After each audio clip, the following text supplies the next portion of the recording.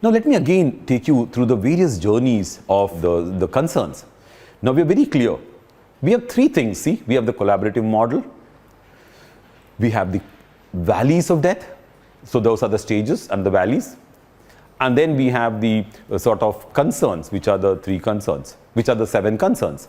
So with these three things, an amalgamation, my last notes is about the amalgamation. Using the amalgamation of all the three, you will have an innovation journey which will be, which will be very good, and there is very little chance of failure. So let me show you the first. Each C, I like to show you an example from our studio. The first C is actually the vein tracer. People actually go to give blood to banks, to the blood banks, and when you go to give blood to blood banks, there's a problem that you end up having, like serious problems, like multiple pricks if you're obese, or if your veins are, deep inside, you have a problem of things. So, this particular, vein tracer actually, basically can actually trace the veins because of infrared light, and it's a very simple product. We have, we worked a lot on the various design options. It's a student project, and now we have actually, tried to manufacture it ourselves. We built 20 pilot production pieces, and then finally we actually transferred the technology to a company which is very good in medical products called Colmed. So till I didn't do the transfer, the product was not going anywhere. So we now know that companies which are efficient in the next processes of marketing, distribution, network, and servicing, we need to take our products forward. So this product is there, in the market now, and we talk about the cause. The cause was, you should be able to see the veins so that people who come to donate blood don't get the pain. And this was identified by students by going to the blood banks. This is part of a course in IDC, and we took this forward. Let me show you the next project. This was not a course, but a project where one of my very good students worked on a problem for CRPF. CRPF commander Sadanand Date, who was also in 9/11, he was shot in 9/11 in the Kama hospital. He was the one who kept the terrorists at bay nearly for 30 minutes. He's the one who was very, very close to us. He talked a lot about the thing, and then he went to CRPF and he said, "Professors, you have to visit our site. You have to come and experience what our Jawans go through."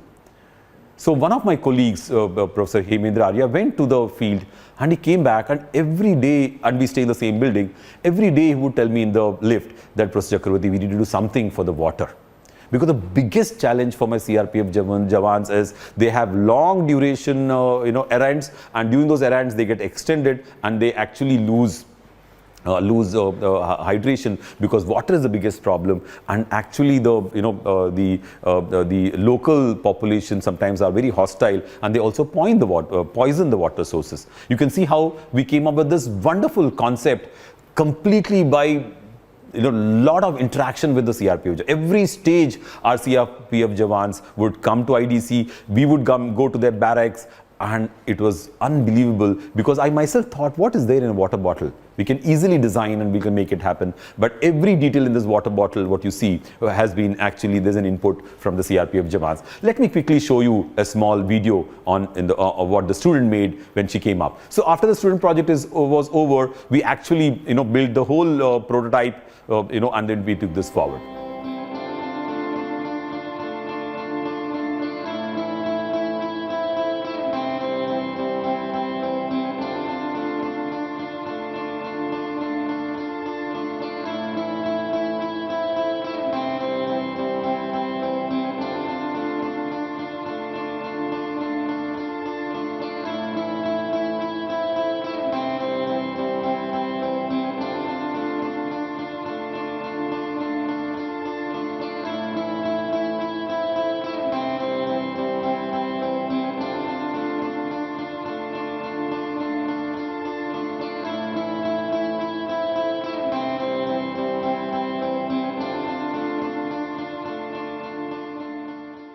So now let me take you to this, interesting journey of the comprehension. I had another, student of mine called Avinash. Avinash was actually, doing his project with me, and we said, why don't people use solar ovens? And, and then we went and studied all the people using solar ovens. Very few people were there who were using solar ovens because it was a box type oven and you had to actually open the oven and it's very cumbersome. Let me quickly take you to Avinash, to his desk. He's our design head, and he's also working. You can see the that's Avinash, the type of models he's working on and the type of design. We've nearly come up with the pilot production now. Most of our colleagues now are actually working on development, and we will like to show you. We installed one in our studio, and Trupti, you can actually Trupti will open the oven and show you the type of oven it is. We built the convenience of bringing the oven into the house. So it's fitted in the window. So when you fit in the window, you have the convenience of opening from inside the house, and we use the best technologies on campus. We have technologies of thermal analysis. We have Professor from Energy Sciences, Professor Kedare and Professor Modi helping us with the dynamics and the working aspects. We have Professor Dusani and other colleagues from Material Science helping us with the coatings. We have professors from our design department itself helping us with how we can actually look at the shape and design. And the most important, we have our director, Professor Devang Kakkar, who would say, Chakravarti, we want this product to look great. It has to look like a contemporary consumer product. So that's what we see. In fact, even now, it's extremely hot. In weathers like Bombay, we can cook rice. And you can just imagine if you take this product to Jaipur or to Ahmedabad, it was really, really popular. And here, we are just using greenhouse effect. And there is special technology of rheology. I have my colleagues from IIT Delhi who are specialists in polymer science, and they help us with the double-walled polycarbonate, which is a special property of taking the heat waves inside and not letting any heat waves go out. And that's the reason, without any reflector, we are able to make this oven which is working. And it actually fits like a like window air conditioner, and it is very, very convenient to use. So now we are in the pilot production of this oven, and we're looking forward to take this to the market, and we're looking for technology transfer help in this. So now let me take you to the next C. I'm actually highlighting each C in this journey, where we are saying that we were looking at how we designed various projects for various aspects. This is a very, very tough and very interesting project we did for designing a palki for Vaishno Devi. And this palki is a very interesting story where we had to collaborate, and the check became very important here. What type of checklist we make for ourselves, and we had to go through multiple prototypes to come up with the final prototype. And I will like to show you the type of design we did. We collaborated with NITI. NITI was our ergonomics partner. They support us on design and ergonomics. We had support from Jindal again. They helped us in manufacturing and developing the product. And we also had our material people helping us with the stainless steel pipes. And what is interesting is a lot of people said, why don't you use plastics? Why don't you use resins? But we also have to look at the longevity of the product. We have to look at how the product will last. And now we are very, very happy to inform you that we did the pilot production. That has gone very well. And now we have 100 palkis in Vaishno Devi. So when you go next to Vaishno Devi, Mata Vaishno Devi shrine, you'll be able to ride one of the palkis if you're not able to walk up the hill. Let me show you the video which actually captures all aspects of collaboration, research. We had our structural engineering professor. The whole, the beauty of this design is that we had very good structural, support from our civil engineering professors, Professor Desai, who support us on this. And because of the structural support, we could actually reduce the weight to 34 kilos from, nearly 50 to 30, and then every kilo counts in that terrain and then situation. So let me show you this video. It's a little longer, but we like to show you the video. Shri Mata Vaishno Devi shrine में पहुंचने के लिए बहुत से साधनों का प्रयोग होता है और उन साधनों में पालकी एक बहुत महत्वपूर्ण साधन है और जिसका उपयोग जो है हमारे जो अशक्त और वृद्ध लोग हैं वो करते हैं। लेकिन इस पालकी को कैरी करने वाले पोर्टर्स की बहुत सी परेशानियां हैं क्योंकि उसका पालकी का वज़न काफ़ी होता है और 13 किलोमीटर के इस ट्रैक पे उसको ले करके जाना एक काफ़ी पेनफुल मैं कहूँगा कि काम है जिसको इम्प्रूव करने की ज़रूरत समझी गई।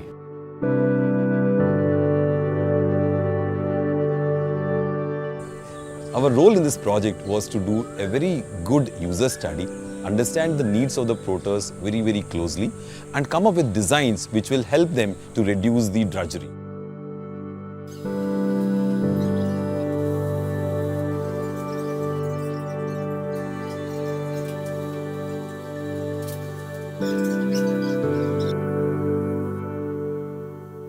While IDC put up a design, we came up with ergonomic studies, their biomechanics system, where the load is coming.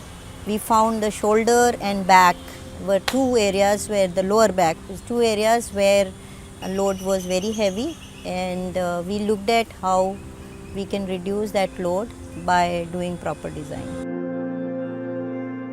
The final design was lightweight and robust. We could reduce the weight to 34 kilos from around 50 to 54 kilos, and this made a large impact on the comfort of the porters.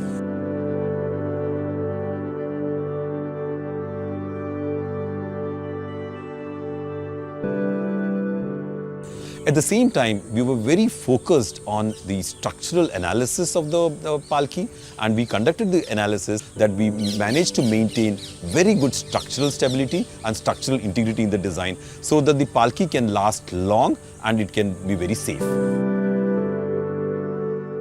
Today I am very happy as these integrative efforts are being concluded, and final solution is emerged is lightweight, ergonomically designed, safety aspects are there, all the designs are structurally validated.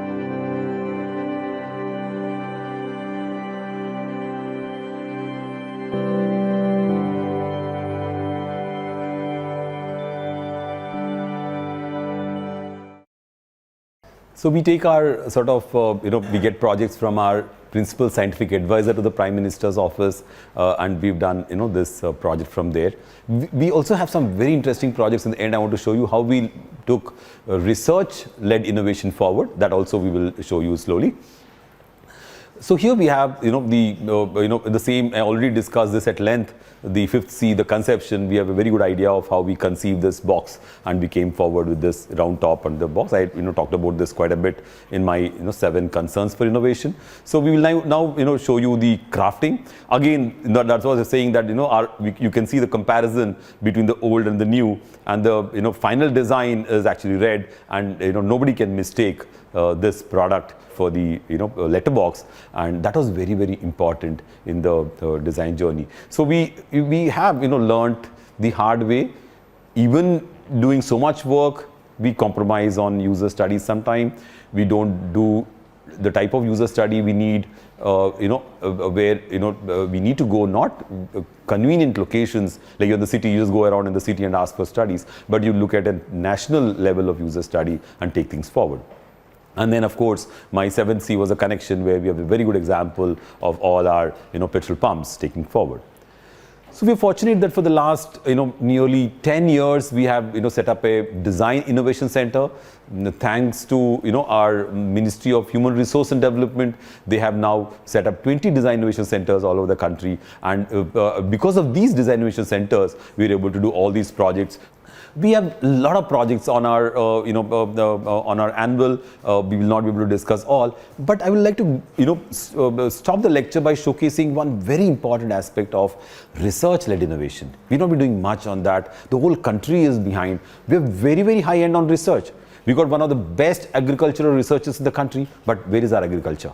We have some of the best researchers in our defense. Where is our equipment? We have some of the best nuclear scientists here who have done phenomenal work in nuclear science, but they want to give their technology out. We are not able to take this technology out from BRC. So BRC has approached us to do their application development and take things forward. So with all these things, I would like to show you before I go a very important model for innovation. We call it the sunflower model for innovation. After the animation, I like to speak to you about the model.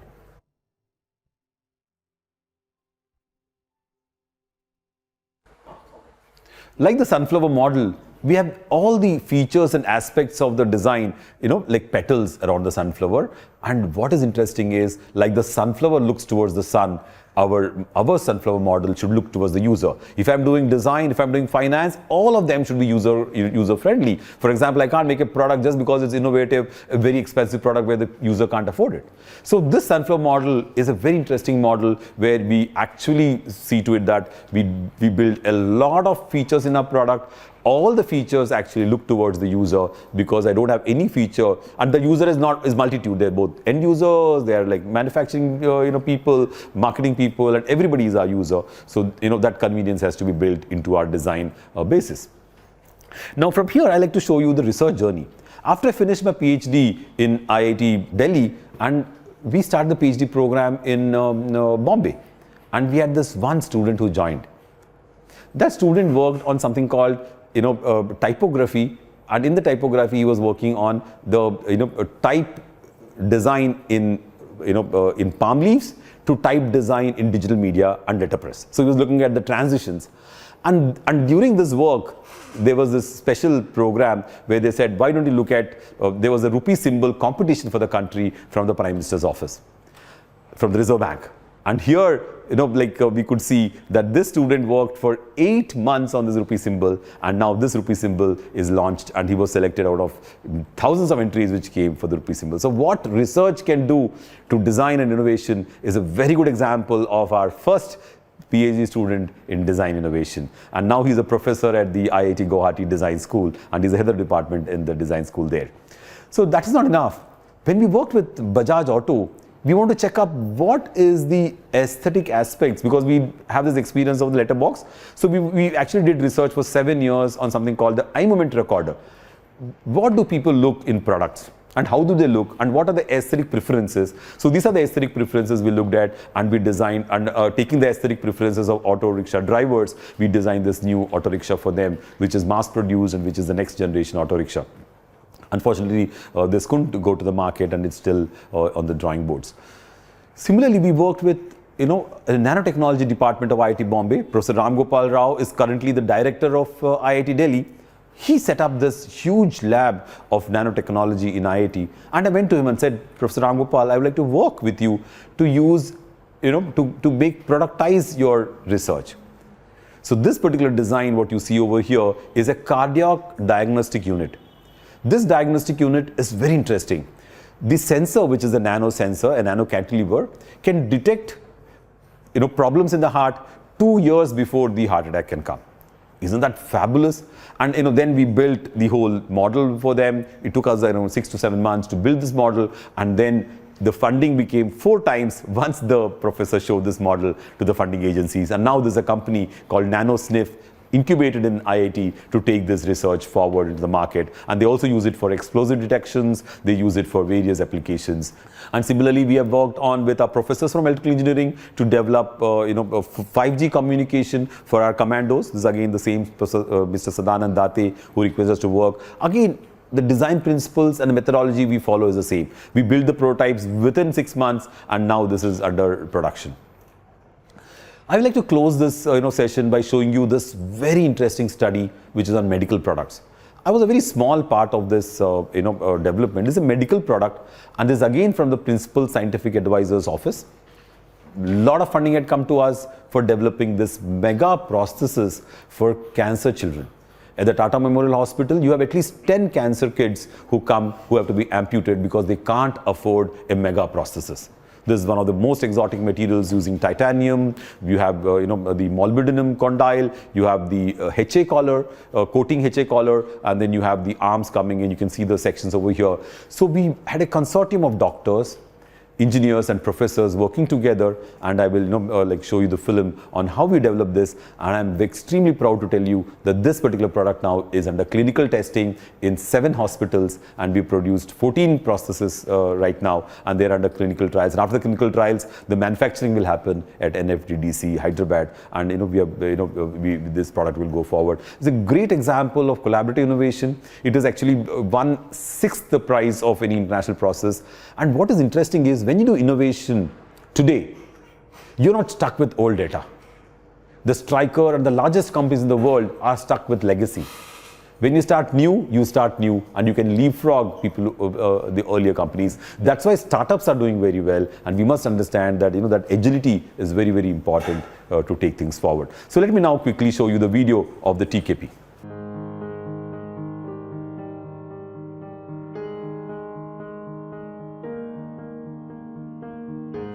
Tata Memorial Center is a part of the Department of Atomic Energy, and you need mega prosthesis implants, and one of the crucial ones is in the knee.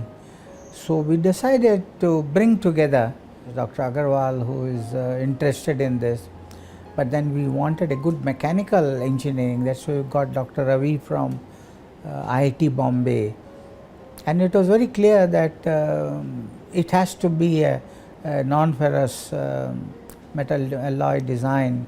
So we brought in the NFTDC from Hyderabad, Dr. Balasubramaniam, and this is an excellent example of how people with different competences can work together and then create a world-class product. When Dr. Manish Agarwal had met Dr. R. Chidambaram, the principal scientific advisor to the Government of India, and that is when he shared with Dr. Chidambaram the fact that he had a wonderful idea of a project with a lot of societal implications.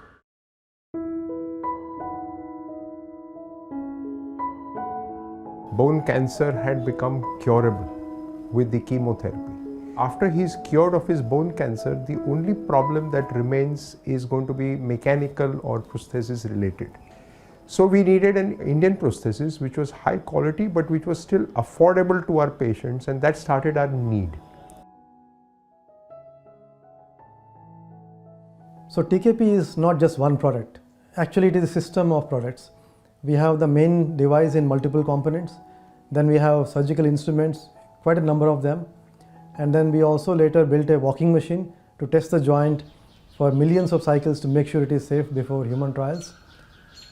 Now the first versions of these were developed in OrthoCAD lab in IIT Bombay, and later on they were taken over by NFTDC Hyderabad.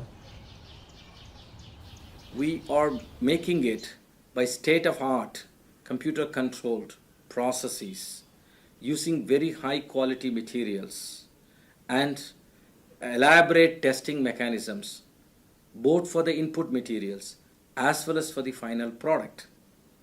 Above all, it has been tested in a knee simulator testing machine for over 10 million cycles.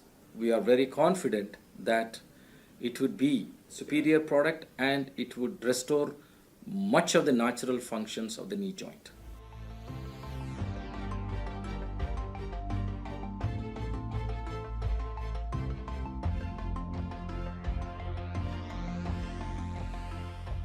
Our Indian patients, they will get the best possible implant and the best possible treatment at almost 1/4 the cost of what they have to pay for getting this important implant in their body for such a serious condition such as cancer.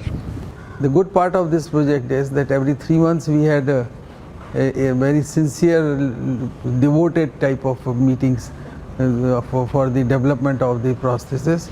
After the year 2012, there were a lot of changes in the guidelines and the law regarding the clinical trials, and I had been giving inputs regarding those. It was a marvel of engineering which was to be implemented in human body. We were able to develop further team of next generation of scientists and engineers. So a large number of youngsters in design, in manufacturing, in materials, and even junior surgeons. we're looking at how we could redesign some of the armamentarium which is used to operate upon and put the process in the human body, as well as work on the packaging and making the whole product and the processes very user friendly and convenient for the doctors, as well as convenient for the systems to take this thing forward. The seed of AutoCAD, the TKP project, which was sown in 2007-2010 with the first phase of the project, has now grown into actually a big tree with many branches. This tree, BETIC, or Biomedical Engineering and Technology Incubation Center at IIT Bombay, with 7 other institutions, engineering as well as medical across Maharashtra, who are now developing many more different types of medical devices, affordable, reliable, suitable for the local population. But now we have at least reached the stage of clinical trial, and hopefully in another couple of years we would have these implants functioning well into our patients. And I want to see the day where I choose an Indian implant not because it is cheap, but because it's the best implant in the world. And this is an example how we can bring together the exceptional capabilities that exist in different organizations, but they are complementary to one another. And if you synergize them, and then of course you are able to make world-class products.